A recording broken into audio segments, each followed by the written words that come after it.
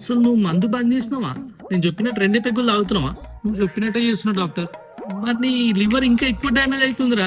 నేను డైలీ మధ్యాహ్నం half 6 పెగ్గులు తాగుతుండే, night half 6 పెగ్గులు తాగుతుండే. మీరు 2 పెగ్గులు అన్నారు కదా డాక్టర్, అందుకని చెప్పేసి ఆ హాఫ్ మొత్తం 2 పెగ్గులనే తాగుతున్నావు.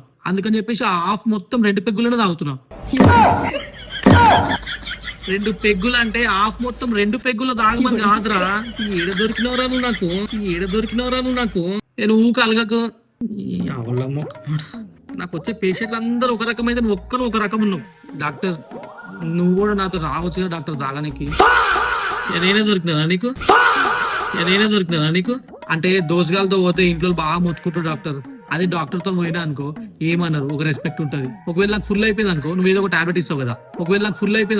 ఏదో ఒక టాబ్లెట్ ఇస్తావు కదా. నన్ను ఏం చేద్దాం అనుకుంటున్నారా? ఊకో నేనేం చేస్తా. ఏం మనిషి డాక్టర్. ఏంది అంత పెద్ద టాబ్లెట్ రాయకు. అబ్బా ఏమైంది? అది నీ పేర్రా. నేను ఇంకా టాబ్లెట్ రాయలే. సారీ తెలియదు కదా.